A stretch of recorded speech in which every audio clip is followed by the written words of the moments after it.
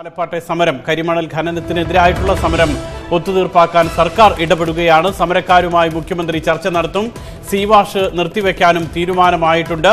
കരിമണൽ ഖനനത്തെപ്പറ്റി പഠിക്കാൻ വിദഗ്ധ സമിതിയെ സർക്കാർ തന്നെ നിയോഗിക്കും. അടിയന്തരമായി റിപ്പോർട്ട് നൽകാനും നിർദ്ദേശിച്ചു. തിരുവനന്തപുരത്തു നിന്നും വി അരുണും ആലപ്പാട് നിന്നും ശ്യാം ദേവരാജുമാണ് ചേരുന്നത്. ആദ്യം വി അരുണിലേക്ക്.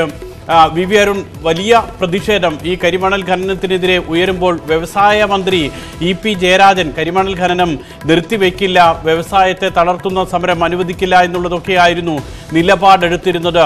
ഇന്നത്തെ ചർച്ചയിലെ ഉള്ളടക്കം, തീരുമാനം എന്തൊക്കെയാണ് അരുൺ?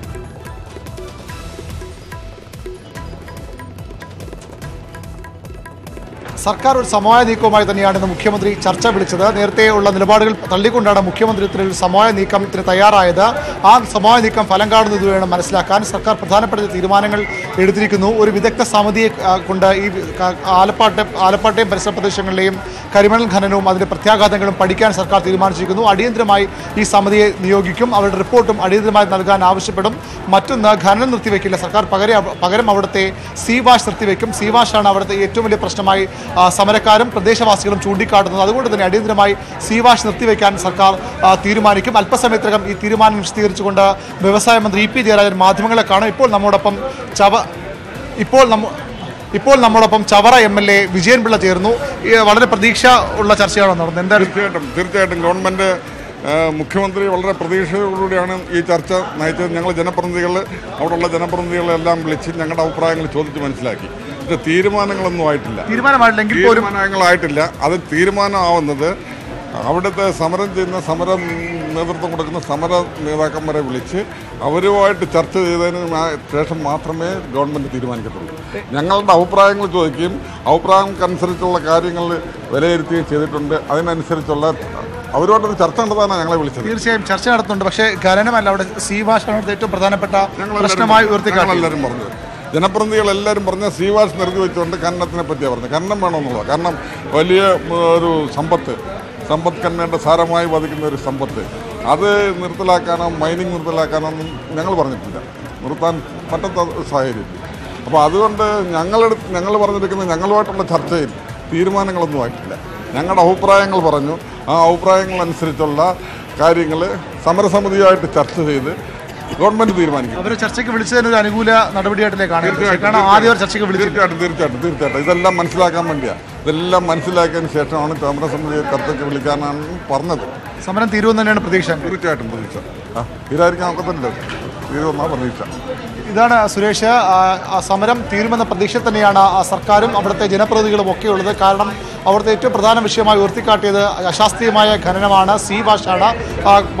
പതിറ്റാണ്ടുകളായി തുടരുന്ന സീവാഷ്, ഇത്രയും നാൾ മാനുവലായി ചെയ്യുന്ന, മനുഷ്യരെ ഉപയോഗിച്ച് ചെയ്യുന്ന സീവാഷായിരുന്നു. അത് അടുത്തിടെ യന്ത്രവൽക്കൃതമായി മാറ്റി. അതാണ് അവിടുത്തെ ഏറ്റവും വലിയ പ്രശ്നം. വി അരുണിലേക്ക് ഞാൻ വരാം. വീണ്ടും ശ്യാം ദേവരാജ് ആലപ്പാട് നിന്നുമാണ് നമ്മളോടൊപ്പം ചേരുന്നത്. ശ്യാം, ഇതാണ് ഖനനം നിർത്തിവെക്കില്ല, പകരം സീവാഷ് നിർത്തിവെക്കുമെന്നുള്ളതാണ് സമരസമിതിയുടെയും പ്രദേശവാസികളുടെയും ഏറ്റവും വലിയ ആവശ്യമായിരുന്നു. സീവാഷ് നിർത്തിവെക്കണം. സീവാഷാണ് അവിടെ കടൽ കരയെടുക്കാനുള്ള പ്രധാനപ്പെട്ട കാരണമെന്നും അവർ പറഞ്ഞിരുന്നു. എന്താണ് സമരസമിതി നേതാക്കളുടെയും പ്രദേശവാസികളുടെയും പ്രതികരണം? ഉന്നതതല സമിതി യോഗത്തിൻ്റെ തീരുമാനങ്ങൾ സംബന്ധിച്ച് നമുക്ക് അവരോട് തന്നെ ചോദിക്കാം. ഇപ്പോൾ സമരസമിതിയുടെ ആലപ്പാട് ഖനനവിരുദ്ധ സമരസമിതിയുടെ ചെയർമാൻ ചന്ദ്രദാസാണ് നമുക്കൊപ്പം ഉള്ളത്. നമുക്ക് അദ്ദേഹത്തോട് തന്നെ ചോദിക്കാം. ഇന്ന് ഉന്നതതല യോഗത്തിൽ തീരുമാനമെടുത്തിരിക്കുന്നത് പ്രധാനമായും നാളെ സമരസമിതിയുമായി ചർച്ച നടത്താനാണ്. സമരസമിതിയുമായി ചർച്ച നടത്തുക, അടിയന്തരമായി അവിടെ ആലപ്പാട്ടെ ഏറ്റവും പ്രധാനപ്പെട്ട വിഷയമായ സീ വാഷിംഗ് നിർത്തിവെക്കുക, ഒപ്പം ഇവിടുത്തെ വിഷയങ്ങളെ സംബന്ധിച്ച് പഠിക്കാൻ ഒരു ഉന്നതതല സമിതിയെ നിയോഗിക്കുക. ഈ 3 കാര്യങ്ങളാണ് ഇന്ന് പ്രധാനമായും തീരുമാനമെടുത്തതെന്നാണ് പുറത്തുവരുന്ന വിവരങ്ങൾ. എങ്ങനെയാണ് സമരസമിതി ഇതിനോട് പ്രതികരിക്കുന്നത്? ഇപ്പോൾ ഈ ചാനലുകാർ പറഞ്ഞുള്ള അറിവ് ചർച്ചയ്ക്ക് വിളിക്കുമെന്നുള്ളത്. പക്ഷേ ഈ സമരസമിതിയെ സംബന്ധിച്ചിടത്തോളം ഈ വിഷയത്തിലാണെങ്കിൽ, ഈ ഖനനത്തിൻ്റെ വിഷയത്തിലാണെങ്കിൽ ഞങ്ങൾക്ക് ആധികാരികമായിട്ട് സമരസമിതിക്ക് ഒരറിയിപ്പും ഗവൺമെൻറ്റിൻ്റെ ഭാഗത്തുനിന്നോ മുഖ്യമന്ത്രിയുടെ ഭാഗത്തുനിന്നോ ഈ പറയുന്ന വ്യവസായ വകുപ്പ് മന്ത്രിയുടെ ഭാഗത്തുനിന്നോ ഒന്നും ഞങ്ങൾക്ക് കിട്ടിയിട്ടില്ല. അങ്ങനെ ഒരു അറിയിപ്പ് കിട്ടുമ്പോൾ ഞങ്ങൾ ആലോചിക്കും ആ അറിയിപ്പിൽ എന്തൊക്കെയാണ് പറയുന്നത്. അവർ സീ വാഷിംഗ് നിർത്തുമെന്നാണോ പറയുന്നത്, അതോ ഖനനം നിർത്തുമെന്നാണോ പറയുന്നത്? അതിൻ്റെ അടിസ്ഥാനത്തിൽ ഞങ്ങൾ ആ ചർച്ച എങ്ങനെ വേണമെന്ന് ആലോചിക്കും. നിലവിൽ ഖനനം നിർത്തേണ്ടതില്ല, ഖനനം തുടരണം. പക്ഷേ അടിയന്തരമായി നിലവിലെ ഇവിടുത്തെ ഏറ്റവും പ്രധാനപ്പെട്ട വിഷയമായ സീ വാഷിംഗ് നിർത്തിവെക്കും.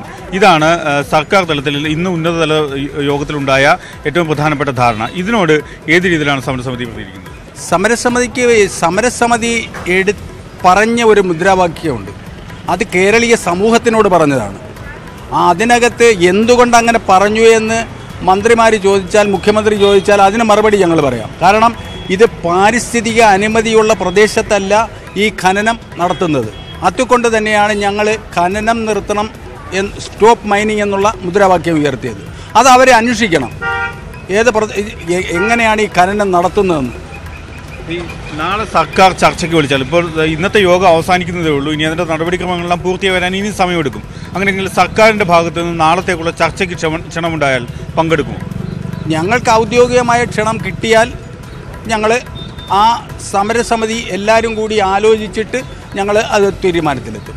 തീർച്ചയായും സർക്കാരിൽ നിന്നും ക്ഷണം വന്നു കഴിഞ്ഞാൽ ഉടൻ തന്നെ സമരസമിതി ആലോചിച്ച് തീരുമാനമെടുക്കും എന്ന കാര്യമാണ് അവർ സമരസമിതി നേതാക്കൾ ഇപ്പോൾ നമ്മളോട് വ്യക്തമാക്കുന്നത്.